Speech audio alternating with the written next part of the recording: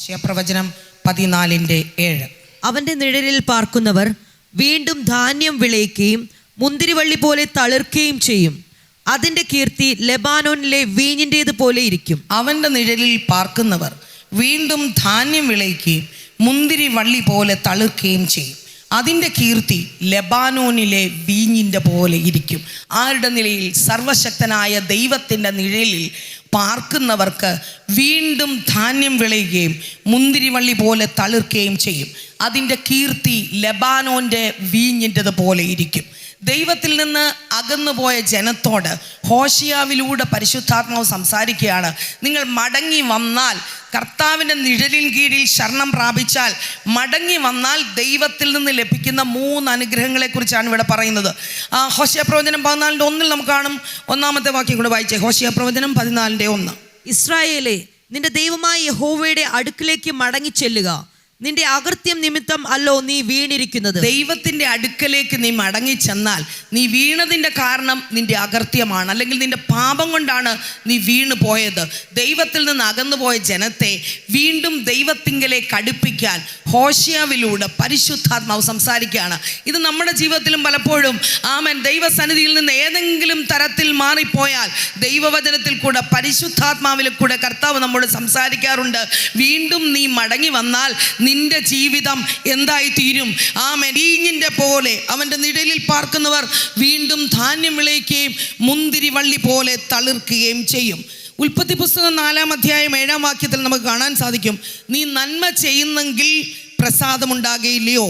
നീ നന്മ ചെയ്യുന്നില്ലെങ്കിലോ പാപം വാതിൽക്കൽ കിടക്കുന്നു, അതിൻ്റെ ആഗ്രഹം നിന്നോടാകുന്നു, നീയോ അതിനെ കീഴടക്കണം. ഇതാരാണ് പറയുന്നത്?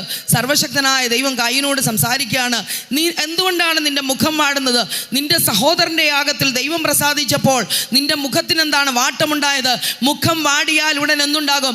കോപമുണ്ടാകും. കോപമുണ്ടായതുകൊണ്ടാണല്ലോ തൻ്റെ സഹോദരനെ വയലിലേക്ക് പോകാമെന്ന് പറഞ്ഞ് സന്തോഷത്തോടെ വിളിച്ചുകൊണ്ട് പോയിട്ട് അവിടെ ഒരു കൊലപാതകം നടക്കാനുണ്ടായ കാരണം ആരാധനയെങ്കിൽ ഹാബേലിലും അവൻ്റെ യാഗത്തിലും ദൈവം പ്രസാദിച്ചത് കൊണ്ടാണ്.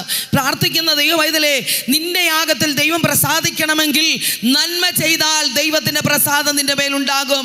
നീ അനുഗ്രഹിക്കപ്പെടണമെങ്കിൽ ദൈവ സാന്നിധ്യത്തിൽ ജീവിക്കുന്ന നിന്നോട് ആത്മാവിൽ ഞാൻ വിളിച്ചു പറയുക, ദൈവകൽപ്പന അനുസരിച്ച് ദൈവത്തിൻ്റെ ചട്ടങ്ങളും ന്യായങ്ങളും വിധികളും പ്രമാണിച്ച് നടന്നാൽ ഹല്ലേലൂയ, നീ കൈ തൊടുന്ന സകലത്തിൽ യഹോവ അനുഗ്രഹം കൽപ്പിക്കും.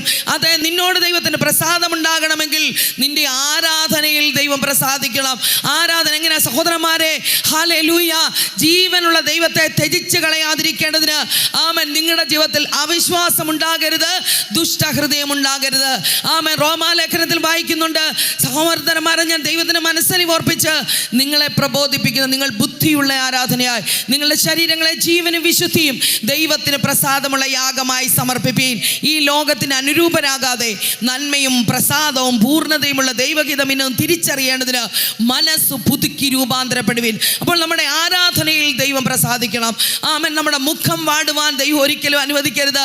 മുഖം വാടുക എന്ന് പറയുമ്പോൾ നമുക്ക് ഏറ്റവും ആദ്യം നമ്മുടെ മനസ്സിലോട്ട് ഓടി വരുന്നത് 1 ശമൂവേലിന്റെ പുസ്തകത്തിലാണ്.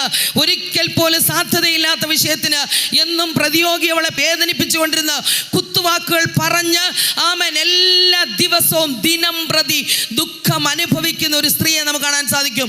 അവൾ തീരുമാനിച്ചു, ഇനി എന്നും ഇങ്ങനെ മുഖം മാടിക്കൊണ്ട് അവിടെയും ഒരു സഹോദരിയുടെ ഭാഗത്തു നിന്നാണ് ആ പ്രതിസന്ധി ഉണ്ടായത്. ഹല്ലേലൂയ, ഹാബേലിന്റെ യാഗത്തിൽ ദൈവം പ്രസാദിച്ചപ്പോൾ ഒരു കുലപാതകം ഉണ്ടാകത്തക്ക രീതിയിലുള്ള ഒരു ചിന്ത കയീന്റെ ജീവിതത്തിൽ വന്നത്. ദൈവപ്രസാദം ലഭിക്കുമ്പോൾ അപ്പുറത്തും ഇപ്പുറത്തും ഇരിക്കുന്ന ആളുടെ പോലെ എന്തുണ്ടാകും? ദേഷ്യമോ ഉണ്ടാകാറുണ്ട്, അല്ലെങ്കിൽ കോപം ഉണ്ടാകാറുണ്ട്. ഇതുപോലെ സ്വന്തം വീട്ടിലെ സഹോദരി തന്നെ എല്ലാ ദിവസവും വ്യസനിപ്പിക്കുകയും വേദനിപ്പിക്കുകയും ചെയ്യുന്നത് കണ്ടപ്പോൾ എന്നും മുഖം മാടി അനുഭവത്തോടെ രാവിലെ എഴുന്നേറ്റ് ഒരു മനസ്സന്തോഷവുമില്ലാതെ ജീവിക്കുന്ന ആ സ്ത്രീ ഹന്ന തീരുമാനിച്ചു, ഇനിയും എൻ്റെ മുഖം വാടുവാൻ ഞാൻ ഒരിക്കലും സമ്മതിക്കത്തില്ല എന്ന് ഞാൻ ദുഃഖിച്ചും കരഞ്ഞുകൊണ്ടും ഈ വീടിനകത്തിരിക്കാൻ ഞാൻ ഇനി തീരുമാനിക്കുന്നില്ല. ഞാൻ എൻ്റെ ദൈവത്തിൻ്റെ ആലയത്തിലേക്ക് പോകാൻ പോകുക. മറ്റുള്ളവരെ നോക്കി നിൽക്കാനല്ല ദൈവം നിന്നെ വിളിച്ചത്. നീ ദൈവത്തിൻ്റെ ആലയത്തിലേക്ക് പോകാൻ ഹന്ന തീരുമാനിച്ചു. ഏകദേശം 1700 മൈൽ ദൂരത്തോളം അവൾ യാത്ര ചെയ്യുവാൻ തീരുമാനിച്ചു. ചിന്തിച്ചു, നമുക്കൊരു ഒരുക്കമുണ്ടായെങ്കിലേ ദൈവപ്രസാദം ഉണ്ടാകത്തുള്ളൂ. ഹല്ലേലൂയ. ഇതുപോലെ തന്നെയാണ് ആസാഫ്. ആമേൻ. ദുഷ്ടന്മാരുടെ സൗഖ്യം കണ്ടിട്ട് ആമേൻ അവൻ്റെ ജീവിതത്തിലും അസൂയ ഉണ്ടായി, അല്ലെങ്കിൽ പാപമുണ്ടായി. ഹല്ലേലൂയ. ഉടനെ തന്നെ കുറേ നേരം ചിന്തിച്ചതിന് ശേഷം, അയ്യോ ഞാനിങ്ങനെ ചിന്തിച്ചുകൊണ്ടിരുന്നിട്ട് കാര്യമില്ലല്ലോ, എന്നെ ദൈവം വിളിച്ചത് ഇതിനു വേണ്ടി അല്ലല്ലോ. ദൈവത്തെ വിളിക്കാനും ആമേൻ ദൈവാത്മാവിനാൽ അനേകരെ നടത്തപ്പെടുവാനും ആത്മാവിൻ്റെ ശുശ്രൂഷ ചെയ്യുവാനാണല്ലോ എന്നെ ദൈവം വിളിച്ചത്. ഞാനും ആലയത്തിലോട്ട്. ഒടുവിൽ അവൻ വിശുദ്ധ മന്ദിരത്തിൽ ചെന്ന് അവരുടെ അന്തം എന്താകുമെന്ന് ചിന്തിച്ചപ്പോൾ പരിശുദ്ധാത്മാവ് അവൻ്റെ അന്തരാത്മാവിൽ കൊടുത്തു, നിശ്ചയമായി ഞാൻ അവരെ വഴിവഴിപ്പിൽ നിർത്തുന്നു, ഇപ്പോൾ അവർ നിൽക്കുന്നതേ ഉള്ളൂ, ഞാൻ അവരെ നാശത്തിൽ തള്ളിയിടും. എൻ്റെ പ്രിയ സഹോദര ആസാഫേ, നീ ദുഃഖിക്കണ്ട, ഞാൻ നിന്റെ വലം കൈക്ക് പിടിച്ചിട്ടുണ്ട്. എൻ്റെ ആലോചനയാൽ ഞാൻ നിന്നെ നടത്തും. പ്രാർത്ഥിക്കുന്ന ദൈവവൈതലേ, ദൈവാലോചന പ്രകാരം നടക്കുവാൻ, ദൈവഹിതപ്രകാരം ജീവിപ്പാൻ, ദൈവത്തിന് പ്രസാദമുള്ള യാഗമായി നിന്നെ തന്നെ സമർപ്പിക്കാൻ നീ തീരുമാനിക്കുന്നുണ്ടോ? നിന്റെ ആരാധനയിൽ ദൈവം പ്രസാദിക്കും. ഹല്ലേലൂയ.